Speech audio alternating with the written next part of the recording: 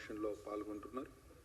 Short నోటీసులో చేసిన మీ అందరికీ కూడా కృతజ్ఞతలు తెలియజేస్తూ, ప్రధాన అంశం ఇందిరమ్మ ఇండ్ల పథకం రాష్ట్రంలో ఒక ప్రహసనంగా మారింది. ఇందిరమ్మ ఇండ్ల పథకం అంటే ఇందిరమ్మ గుర్తొస్తుందేమో అని ప్రజలు అనుకున్నారు. కానీ ఇందిరమ్మను కూడా బద్నాం చేసే విధంగా ఇవాళ ఈ పథకం లోపభూయిష్టంగా రాష్ట్రంలో అమలవుతుంది అనే విషయాన్ని మీ ముందు ప్రస్తావించే ప్రయత్నం నేను చేస్తాను. నియోజకవర్గానికి 3500 ఇళ్ళు అని చెప్పాను. గత బడ్జెట్లో నిధులు కేటాయించారు, ₹1 విధించలేదు, ఒక ఇల్లు కట్టలే. ఈ సంవత్సరం బడ్జెట్లో మళ్ళా 3500 ఇండ్లు కేటాయించారు. అవి వాటికి మంజూరు పత్రాలు జారీ చేసే కార్యక్రమం ఈ జూన్ మొదటి వారంలో మొదలుపెట్టారు. ఎందుకు జూన్ మొదటి వారం అని అంటే, జూను 9వ తారీఖు 8వ 9వ తారీఖు ముహూర్తాలు అయిపోతాయి అని వీళ్లకు సమాచారం ఉందట. అందుకని తొందరగా జూన్లో మొదలు పెట్టాలనే ఆలోచనతోటి ఈ ఇందిరమ్మ ఇండ్ల పథకం యొక్క మంజూరు పత్రాలను జారీ చేస్తున్నారు. పోయిన సంవత్సరం ఈ పథకం హుష్కాకి అయింది, కాకెత్తుకపోయింది. ఈ సంవత్సరం ఎక్కడ ఉన్నది ఒకసారి మీరు ఆలోచన చేయాలి. లబ్ధిదారుల ఎంపిక కానివ్వండి, ఆ ప్రక్రియ కానివ్వండి, చూస్తే నవ్వొచ్చే విధంగా అసలు ఇందిరమ్మ ఇండ్ల కమిటీలు, ఇందిరమ్మ కమిటీలు అనేసారు. స్థానిక సంస్థలకు ఎక్కడా ప్రజాప్రతినిధులు లేరు. ఎందుకంటే స్థానిక సంస్థల ఎన్నికలు నిర్వహించడంలో ప్రభుత్వం విఫలమైంది. ఇప్పటికీ సంవత్సరంన్నర గడిచింది. ఎక్కడ సర్పంచ్లు కానీ, ఎంపీటీసీలు కానీ, జెడ్పీటీసీలు కానీ లేరు. కేవలం ఉన్నది ఎమ్మెల్యేలు, ఎంపీలు మాత్రమే ప్రజాప్రతినిధులు. కనీసం వాళ్ళకు సమాచారం ఇవ్వకుండా ఒక ఇందిరమ్మ కమిటీలను ఒక ప్యారల్ వ్యవస్థ తయారు చేసి ఆ ఇందిరమ్మ కమిటీల ద్వారా లబ్ధిదారులు ఎంపిక చేశారు. అది ఎంత లోపభూయిష్టంగా, ఎంత అవినీతిమయంగా మారిందో ఒకసారి మీరు ఆలోచన చేయాలి.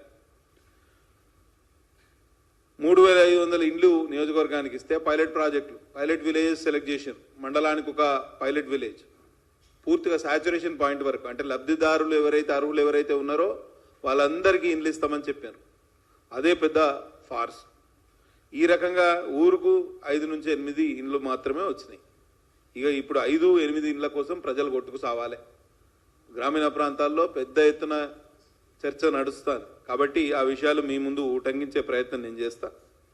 ఇవాళ ఒక రకంగా చూస్తే ఈ వానాకాలం ప్రారంభం సందర్భంగా ఇప్పుడు మంజూరు పత్రాలు ఇవ్వడమే నేరం. ఎందుకంటే ఇవాళ వర్షాలు పడితే నిన్నటి వరకు, అంటే ఇప్పుడు ఈ 4 రోజులు వర్షాలు లేవు, కానీ మొన్నటి వరకు 20 రోజుల పాటు కంటిన్యూస్గా వర్షాలు ఉండే. ఇప్పుడు ఇసుక దొరికే పరిస్థితి లేదు. ప్రజలు ఇప్పుడు మంజూరు పత్రాలు ఇస్తే వాళ్ళు ఎట్లా మెడ మీద కత్తి పెట్టి మీరు 45 రోజుల్లోపు ఇళ్ల నిర్మాణం అట్లీస్ట్ బేస్మెంట్ కూడా పూర్తి కాకపోతే మీ మంజూరు పత్రం రద్దు చేస్తామని అక్కడ అధికారులు పురమాయించే పరిస్థితి. ఇప్పుడు ఇల్లు వీకి పందిరేస్తే వాళ్ళు కనీసం సిమెంట్ పెట్టుకోవడానికి కూడా స్థలం లేదు. కేవలం స్థానిక సంస్థలు మేము వచ్చే నెల నిర్వహిస్తాము అనే ఉద్దేశంతో స్థానిక సంస్థల్లో రాజకీయ లబ్ధి పొందడానికి ఈ పథకాన్ని ఇప్పుడు ప్రవేశపెట్టినట్టు, ఈ వర్షాకాలంలో ఈ పథకం యొక్క మంజూరు పత్రాలు ఇస్తున్నట్టు మాకు తెలుస్తుంది. ఎంత దారుణం అంటే ఇసుక దొరికే పరిస్థితి లేదు. పునాదులు దవ్వితే అది కూలిపోతాయి. వానాకాలంలో ఈ అర్హులు పక్కన పెడితే లబ్ధిదారులు ఎవరైతే ఉన్నారో వాళ్ళ మెడకాయ మీద కత్తి పెట్టి మీరు ప్రారంభించాలి అని అధికారులు ఎంపీడీఓల దగ్గర నుంచి మొదలు పెడితే హౌసింగ్ డిపార్ట్మెంట్ వాళ్ళు అందరూ పెద్ద ఎత్తున లబ్ధిదారుల మీద ఒత్తిడి తీసుకొచ్చే కార్యక్రమం చేస్తారు. ముగ్గుపోయాలి అని తిరుగుతూ వాళ్ళని ఇబ్బంది పెట్టే కార్యక్రమం చేస్తారు. నేనేమంటా అంటే ఈ ఆయిట్ మూలంగా ఇప్పుడు వర్షాలు పడే టైంలో మీరు ఇట్లా లబ్ధిదారులను ఇబ్బంది పెడితే చాలా కష్టం. ఎందుకంటే మీరు గత బడ్జెట్లో పెట్టారు, ఈ బడ్జెట్లో పెట్టారు. మీరు ఫిబ్రవరి మార్చిలో టేకప్ చేయాల్సిన ప్రాజెక్ట్ ఇది, పథకం ఇది. ఫిబ్రవరి మార్చిలో చేస్తే ఇప్పటి వరకు ఒక స్లాబ్ అయిపోయేది. ఆ లబ్ధిదారులు అలా ఆ స్లాబ్ కింద ఉండే అవకాశం ఉన్నది. ఇప్పుడు మీరు ఇల్లు వీకి పందిరే అందరికీ ఇప్పుడున్న ఇంటి స్థలం, ఇల్లు ఏదో చిన్న ఇల్లు, రేకుల షెడ్డో లేకపోతే గూన ఇల్లు, ఏదో ఒక ఇల్లు ఉంటుంది. ఈ ఇల్లు వీకి ఇంకో దగ్గర వేసుకోవడానికి వారికి స్థలం ఉండదు. లేకపోతే సేమ్ ప్లేస్లో మళ్ళీ కట్టాలంటే చాలా ఇబ్బంది. కాబట్టి ప్రాక్టికల్గా చాలా ప్రాబ్లమ్స్ ఉన్నాయి. వీటన్నింటినీ బేరీజ్ వేయకుండా మీరు కేవలం రాజకీయ లబ్ధి కోసం ఈ పథకాన్ని ఈ తొందరగా ప్రవేశపెట్టే ప్రయత్నం చేస్తున్నారనేది నా ఆరోపణ.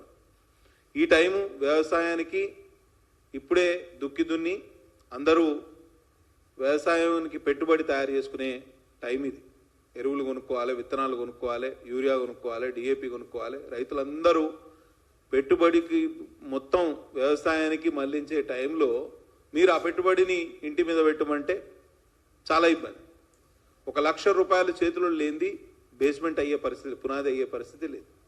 కాబట్టి స్త్రీ నిధి రుణాలు అంటే ఏవైతే డ్వాక్రా సంఘాలకు, స్వయం సహాయక గ్రూపులకు మేము రుణాలు ఇస్తాము ఇల్లు కట్టుకోవడానికి అని గతంలో మంత్రి గారు చెప్పడం జరిగింది, హౌసింగ్ అండ్ రెవెన్యూ మినిస్టర్. కానీ ఎక్కడ అమలైతలేదు. పూర్తిగా రైతులు కానివ్వండి, ప్రజలు కానివ్వండి, వాళ్ళ జేబుల నుంచే ఈ ఖర్చు పెట్టుకోవాల్సిన పరిస్థితి. ఈ టైంలో ఎక్కడ అప్పు కూడా పుట్టే పరిస్థితి ఉండదు. ఇదంతా ఇట్లా ఉంటే అన్టైమ్లీ ఈ పథకాన్ని ప్రవేశపెట్టి టైంలో ప్రవేశపెట్టి లబ్ధిదారులని, రైతుల్ని ఇబ్బంది పెట్టే కార్యక్రమం ప్రభుత్వం చేస్తూ ఉంటే ఇందిరమ్మ కమిటీలు పూర్తిగా అవినీతిమయమైపోయినాయి. 50,000 రూపాయలు మంజూరు పత్రం ఇచ్చేటప్పుడు 50,000 రూపాయలు. ఫస్ట్ బిల్లు వస్తే 1,00,000 రూపాయలు ఫస్ట్ బిల్లు వస్తుందని అధికారులు చెప్తున్నా. అప్పుడు ఒక 50,000 ఇవ్వాలనేది ఒప్పందం చేసుకొని చాలా చోట్ల బేరసారాలు జరుగుతున్నాయి. అందులో పంచాయత్ సెక్రటరీలు, అధికారులు కూడా భాగస్వాములై ఉన్నారు. అటు ఇందిరమ్మ కమిటీలో ఉన్న వాళ్ళు మొత్తం కాంగ్రెస్ నాయకులే. ఇది కేవలం ప్రభుత్వ పథకం కాదు, ఇది కాంగ్రెస్ పార్టీ పథకంలాగా ఒక ప్రహసనంగా మారింది అనేది మా ఆరోపణ.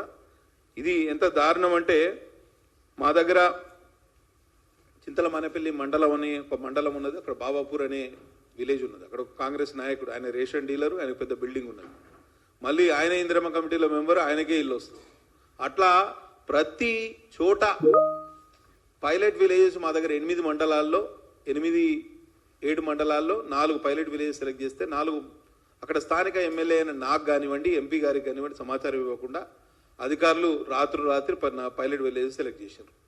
4 పైలట్ విలేజెస్ రిజర్వ్ ఫారెస్ట్లో ఉన్నాయి. ఫారెస్ట్ వాళ్ళందరూ అడ్డుకున్నారు. అంటే ప్రజాప్రతినిధులను కట్టుకొట్టే క్రమంలో మీరు ప్రజలకే న్యాయం చేస్తారు. ఒకసారి ఆలోచన చేయండి.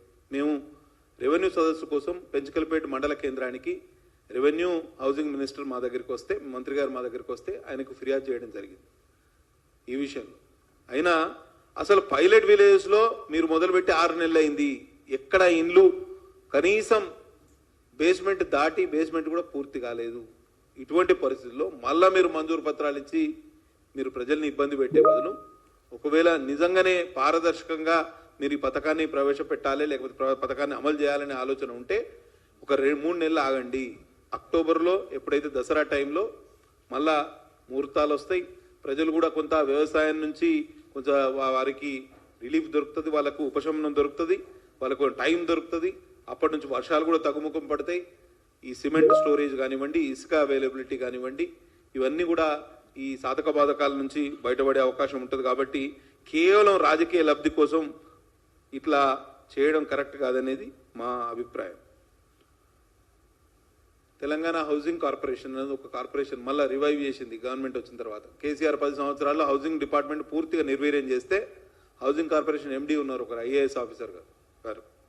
ఇవాళ ఎంత దారుణం అంటే ఇక్కడ మా దగ్గర ఇట్లా లబ్ధిదారుల ఎంపిక గత 4-5 రోజులుగా టకటక మంజూరు పత్రాలు ఇస్తారు. ఎవరికి ఇస్తారు, ఎట్లా పోతుంది, ఎవరికి అవుతుంది, జనాల్లో కన్ఫ్యూజన్.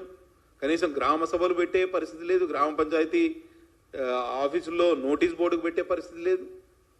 కాబట్టి మేము మా కలెక్టర్ గారిని మేము హౌసింగ్ డిపార్ట్మెంట్లో అసలు అధికారులే లేదు. ఒక డిఈ మొత్తం ఒక జిల్లా కలిపితే ఒక డిఈ, ఆయనే హౌసింగ్ పీడీ కూడా, ప్రాజెక్ట్ డైరెక్టర్ కూడా ఆయనే. ఏఈలు ఎవరు లేరు. మొన్న అవుట్ సోర్సింగ్ కింద నియోజకవర్గానికి 2 అపాయింట్ చేసినారు. వాళ్ళకు అసలు బేసిక్ నాలెడ్జ్ కూడా లేదు, ఎందుకంటే న్యూ కమర్స్ వాళ్ళు. వీళ్ళ ఆధ్వర్యంలో ఎక్కడ అధికారం యంత్రాంగమే లేనప్పుడు ఇవన్నీ